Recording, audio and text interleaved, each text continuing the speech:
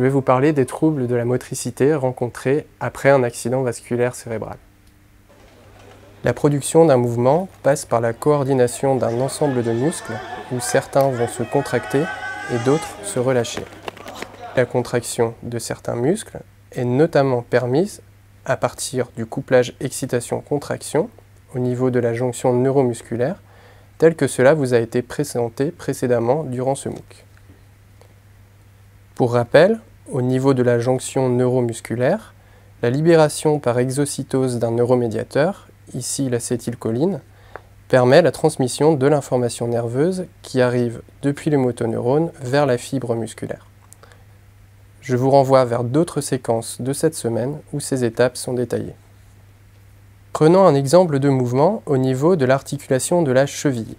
Si je souhaite relever le pied, il faut qu'une information d'origine nerveuse arrive jusqu'au muscle agoniste au mouvement, c'est-à-dire ceux dont la contraction va permettre de réaliser le mouvement de relever le pied, ici illustré en bleu. Dans le même temps, les muscles antagonistes au mouvement, c'est-à-dire ceux qui permettent de réaliser le mouvement opposé, celui de baisser le pied, en rouge, ne doivent pas se contracter. Les muscles du mollet, en rouge, ne reçoivent donc pas d'influx nerveux leur indiquant de se contracter. Pour généraliser, durant un mouvement, on a une contraction des muscles agonistes au mouvement et une absence de contraction ou un relâchement des muscles antagonistes qui sont opposés à ce mouvement. Il arrive cependant que cette schématisation simplifiée soit perturbée. C'est par exemple le cas pour les personnes touchées par un accident vasculaire cérébral. Durant le mouvement, il est parfois possible d'observer une co-contraction du muscle antagoniste, c'est-à-dire que le muscle antagoniste va anormalement recevoir un influx nerveux qui va l'amener à se contracter. La co-contraction du muscle antagoniste va donc limiter la possibilité de relever le pied, car les muscles abaisseurs du pied s'opposeront au mouvement. Une deuxième possibilité est aussi de voir la quantité d'influx nerveux diminuer au niveau du muscle agoniste. Cette diminution entraînera un défaut de contraction des muscles, ici les releveurs du pied, mécanisme appelé parésie.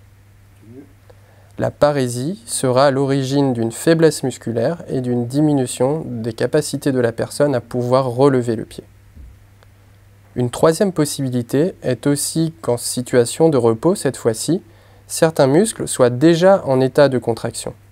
C'est ce qu'on appelle la dystonie, avec une situation anormale où le muscle est actif en l'absence de mouvement. La parésie, la cocontraction antagoniste et la dystonie font partie d'un ensemble de troubles moteurs classiquement observés chez les personnes après un accident vasculaire cérébral.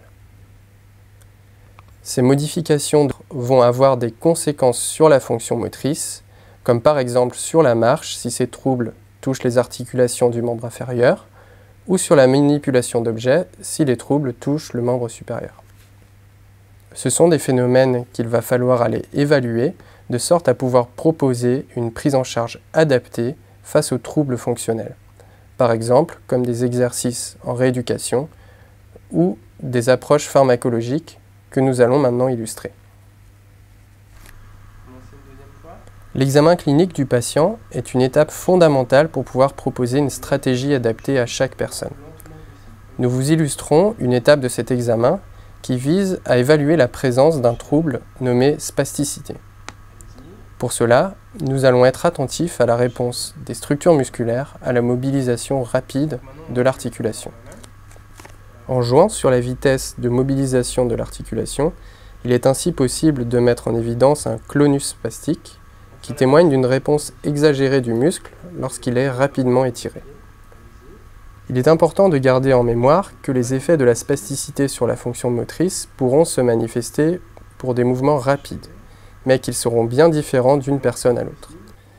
Si ce phénomène s'accompagne d'autres formes d'hyperactivité musculaire, comme la dystonie ou la contraction, ceci pourra conduire à la réalisation d'une injection d'un produit pharmaceutique qui permettra de relâcher le muscle et de réduire ainsi sa réponse exagérée. Cet agent pharmaceutique est la toxine botulinique. Le médecin de rééducation va cibler une zone précise au sein du muscle où le problème moteur est constaté et y injecter la toxine. La toxine botulinique va agir au niveau de la jonction neuromusculaire en empêchant l'exocytose du neuromédiateur, l'acétylcholine. Ainsi, la transmission du message nerveux sera bloquée et le muscle va se relâcher. La toxine va agir au bout de quelques jours après l'injection et son effet va pouvoir perdurer pendant environ 3 mois. Comme dit précédemment, la seule étape de l'examen illustré ici ne suffirait pas à elle seule pour pouvoir justifier l'injection de toxine. D'autres exercices complémentaires seront utiles à la toxine pour pouvoir agir sur les problématiques du mouvement et la toxine pourra faciliter la réalisation de certains exercices qui n'étaient pas possibles avant l'injection. Je vous remercie pour votre attention.